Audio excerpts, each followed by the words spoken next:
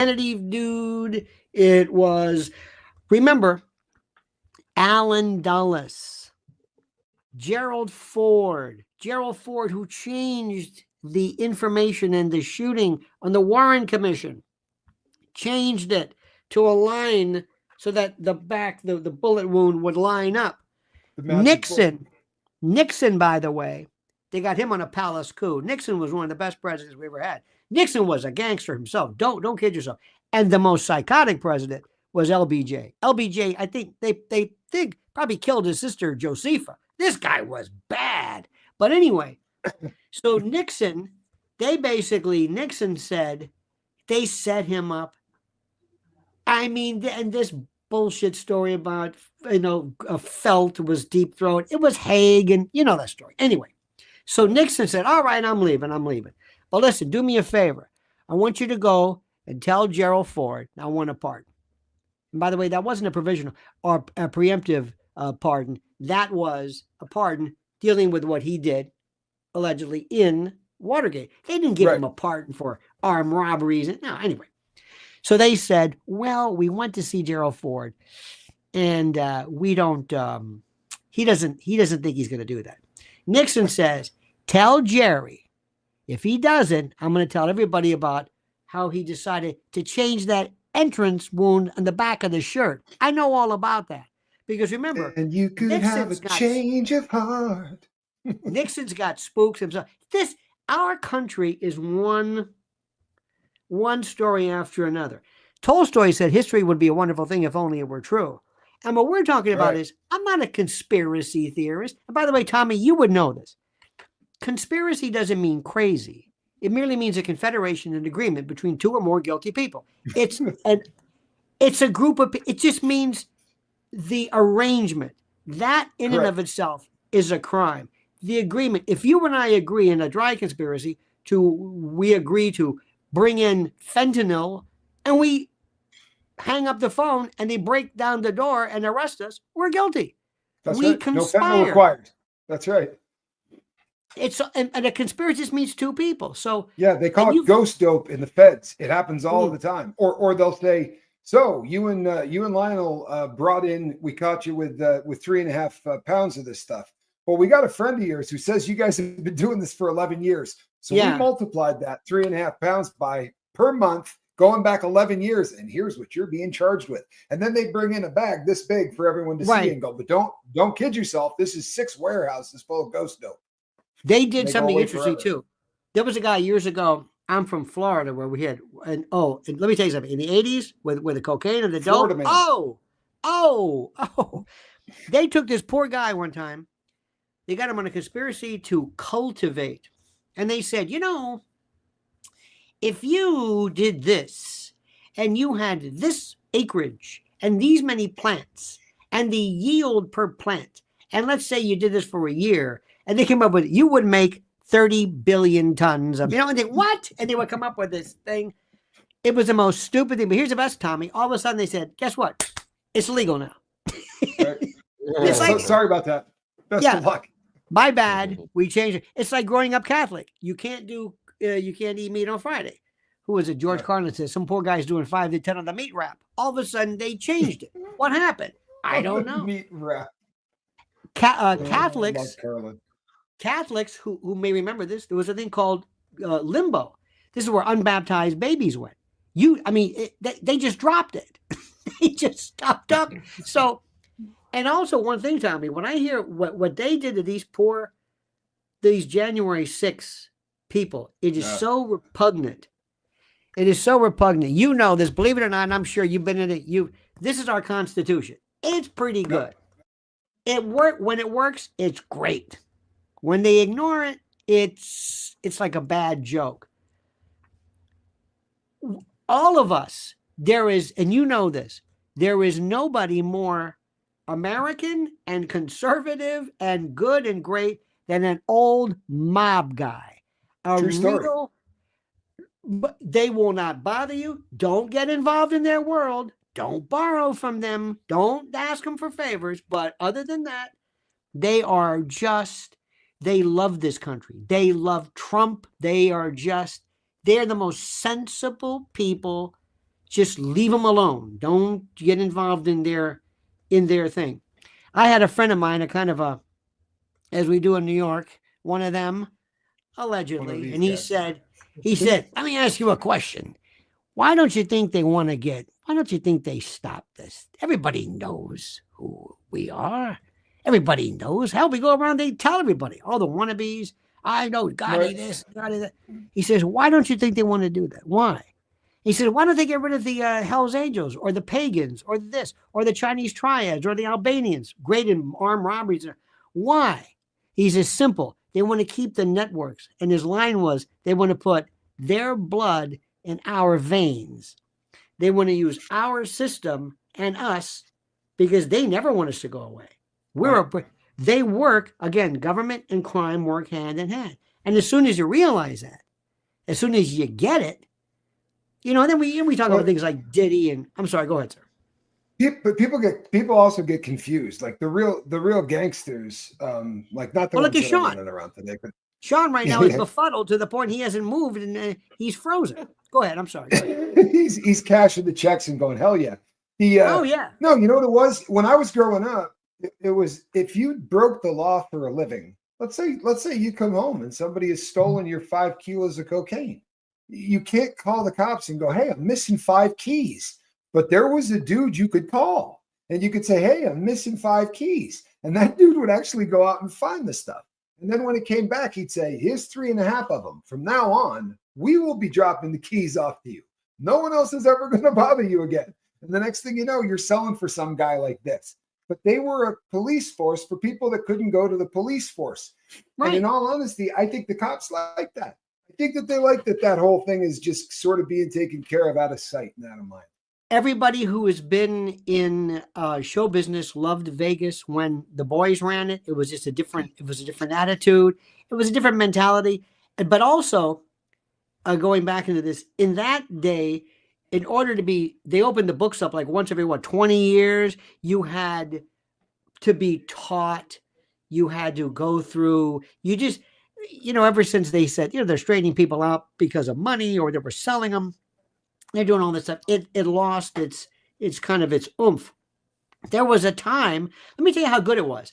Nobody knew who Frank Costello was. Francesco Castilla. He goes, I paid my tax. They didn't know who he was. They thought he was Irish.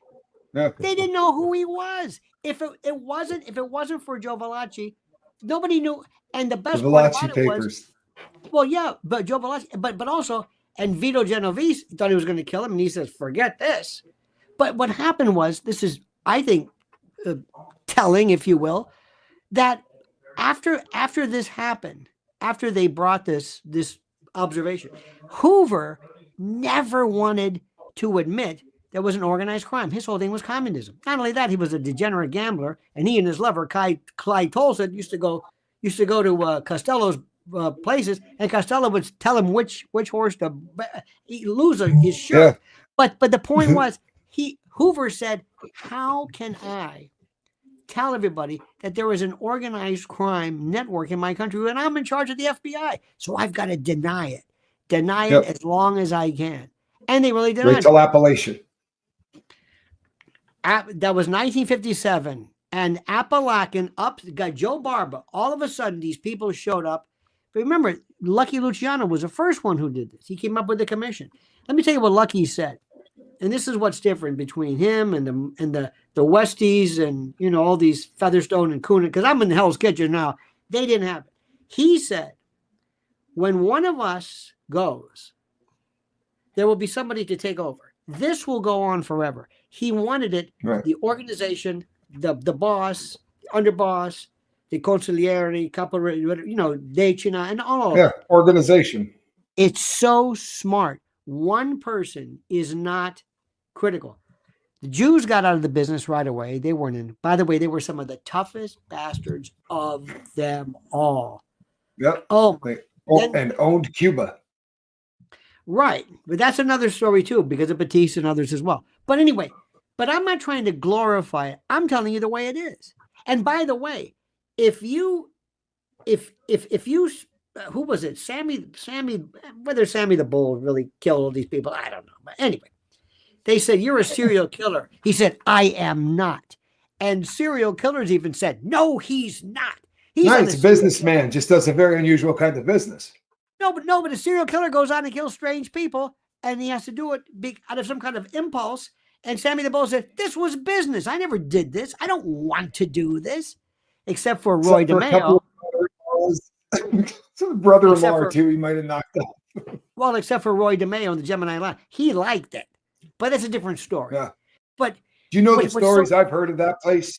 Because I did time Oh. with a bunch of guys that the stories I heard that came out of the Gemini Lounge, no, I couldn't tell them on here. Like for real, that place was a butcher. It was a butcher shop. It here really in Hell's was. It Kitchen, was right here in Hell's Kitchen, remember that Roy DeMeo worked with this guy, Jimmy Coonan. And Jimmy Coonan, supposedly, the story was they became friends. And Roy DeMeo got Mickey Spillane and killed him. But there was a place, it was a bar not too far up here, supposedly where one of the Westies, Coonan Featherstone, walked in with a head, put it on the table and said, I'll take a beer. And one from my friend here. They were degenerates because what happened to them? Cocaine killed it. Cocaine drove them nuts. There were up and down those. They were another crew. But remember, the thing about organized crime is that it is something that for the most part, you will always have. And you're never going to stop it. Now, the best part is what Trump needs.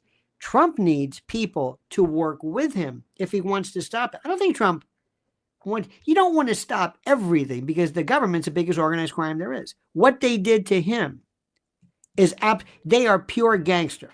This is Roy DeMeo. What a beautiful punim, huh? This guy was face only a mother could love. But I'm not trying to laud these people in any way whatsoever. I'm just saying that's just the way. Do you know what's funny? A lot of these folks ended up in the feds. Like some people from down in your neck of the woods. Do you remember the people they called the Jamaican shower posse? They had these crazy Jamaican guys that they called them shower because of the bullets and the things. They showered people with lead. And there's a black dude. His name was something Miller. Oh, Little Nut Miller, they called him. And I did time with this guy. He was the most soft-spoken. I talked to him for probably 2 months. And I said to a guy one day, was that dude an attorney? What's he in here for? He's like, are you kidding me, man? He's like, look that dude up. But I mean, the most soft-spoken dude you've ever heard. But yeah, he ended up killing a lot of people. He was one of the first people to drop those huge bales of blow down off of the coast of Florida. He had a plane that would come in and they would just shoot stuff out the back, and they missed and hit a home. Listen, I think you might. There's a story we heard. There were these. They used to take these like almost bowling balls. Oh, there's Henry Hill. These bowling balls, and they would wrap them in tape of the coke, and they would drop them out of a plane. There was a story. It might be apocryphal, but I like it anyway. This family, this old couple, was sitting there, and they had a little mobile home, and all of them, and boom, right through there. They didn't know what it was. They thought there's a cannonball. Well, anyway, they called the police and they came and and their pictures like little Marjorie and Ed of Pinellas Park. I used to damn this thing. Well, anyway, story goes, and they found the guy. In 2 weeks. Wait a minute. Yeah. Well, listen, they found the guy. Story goes, they found the guy who supposedly did it. He goes, yeah, each of those things were 2 pound. Whatever. He goes, what?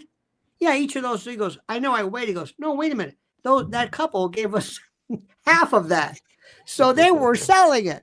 So they gave back half. They were the yeah. So this is one of the things that you marvel, but the real crook is the guy that you say nothing personal. They don't bother. They don't victimize people. You would never think that. Where would you love to be? To live next to John Gotti and Howard Beach? Who would? There's nobody locked the door. Nobody. There was an order. Got the best 4th of July show you ever seen in your life. Right? He gives away turkeys at Thanksgiving. That's where you want to live. He's a good neighbor. Well, Joey Merlino did that too, and but there's a going back to this stuff.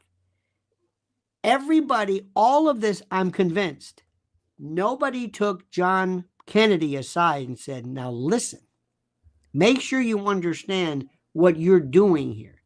We really don't need to do a lot of this stuff because they didn't understand fully these people that you may kind of laugh at, say, you know, Momo Giancana, they may not look like much to you, but you really don't, because you see, and Alan Dulles, after they said they're going to shatter the CIA into 1,000 pieces, Dulles isn't going to do anything to correct his ways. This could have been avoided. And Bobby Kennedy was responsible for that. He did this. The way they went after Jimmy Hoffa. And oh my God, it was just this, what are you doing? Because they were full of he made a campaign against order, and they delivered him, allegedly, they delivered him Illinois, right? I mean, without without the mob, there's no Chicago, and without Chicago, there's no Kennedy. So they kind of felt like they were owed a little bit. Right? They kind of felt like maybe they weren't on even footing anyway. But going back to the original, this guy was such a sick. Check out Mac Wallace. Mac Wallace was a killer.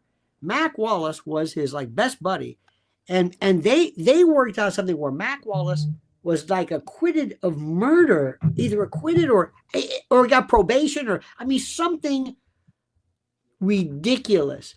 Do you know that they were about, what was it? There was a story where Life magazine was about to expose Lyndon Johnson. You will never see somebody who ran the Senate like this guy. He was a psychopath. Power. There's Mac. And what happens is when the Life magazine, they were in Washington at the time, talking about whatever they were going to be doing to expose LBJ on November the 22nd.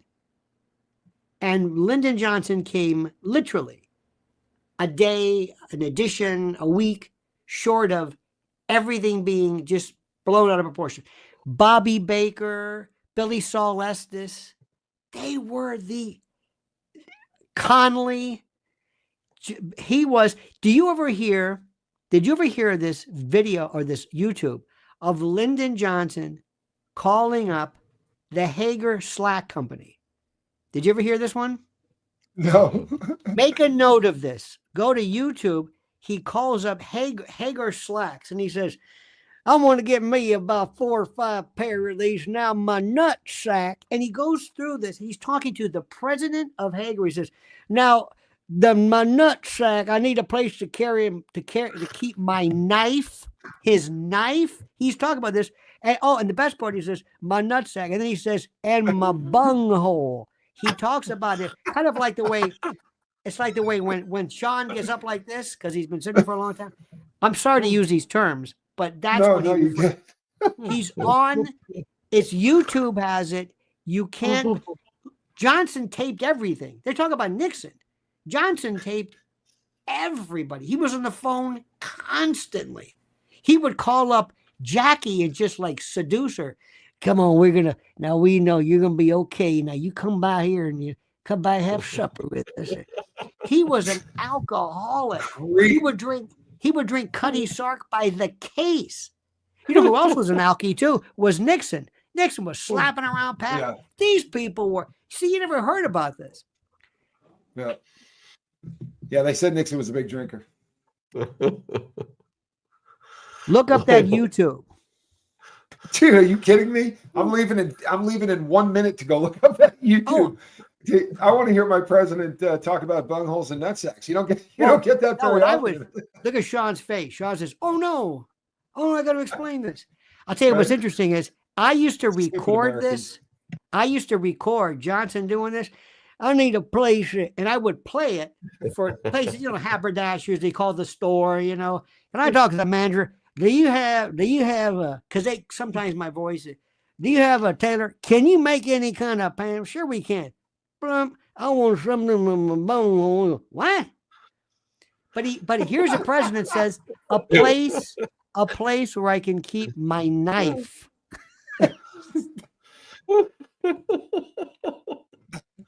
Laura May, I am not a crook. I'm drunk. He was a gangster, though. You know what? What he did in China, I mean, The best. Nixon was he was something. Well, he was, put it this way, later on, here was a guy who they kept talking about, well, your background or this and that. You see, let me try to explain this. Everybody, you have to understand the personality, like Trump, like Biden. Biden didn't have a personality. Biden, by the way, Biden was an absolute crook. Biden did this in office. He didn't even wait. Everybody else, Obama, whatever, on the back end. You know, Obama left. He said, what you do is you do what we say, and you're going to leave. You're going to get a Netflix development deal. But I don't know how you're going to get a okay. And then you're going to write a book, and Michelle's going to write a book, and nobody's going to read it. You got it? Yeah. Okay. And then you dump them off the back of boats after you hit the New York Times bestseller list for the third. Tommy, they don't. Tommy, there's called digital. It's called. There's no book anymore. It's just you say it, and then Bezos say, "Yeah, it's number one. Sure, whatever you want." So that's what they did. Biden says, "Oh no, I'm going to take my degenerate son, send him out there," which is really. I don't think you understand this. This is a guy who was methed out with hookers, and he'd call down for the Secret Service to pay the hookers. Now, say what you want about John Kennedy. I mean, at least, you know, they kind of. At least he wasn't writing checks. Apparently, Jerry Springer did that too. Kind of ended his political career. When he was the mayor of Cincinnati. wrote a check to a hooker. Gotta love Jerry. Lionel, I think we're getting close to midnight here. Are you okay, Shaun? Are you okay? Unless you and Tommy want to keep going. No. You know what? I'd love to, but I kid you not. I'm going to look that up right now. I'm going to go. I'm catching the. I'm not joking. That's going to be the highlight, and I got to get ready for the next show. Lionel, you and I need to do a show sometime. You are so much fun. Well, listen. You know why? Because Shaun inspires us. I don't know how, but no, I'm just kidding. I'm kidding. I've got to do my show. I've got to do my show at midnight your time. So I got to do this and go live. So I'm going to be like this. Anyway, Lionel, because when you have never been like that ever in your life. You're not fooling anybody like that. Lionel, but imagine somebody could tap into you. We wouldn't need nuclear power. I've always listen. This is me. I have no voice for radio. I don't know. I just do this stuff. And let me tell you, you have the best audience. And I'm not being gratuitous because they know just what they're getting. They know where to come. It's just, this is the most fun.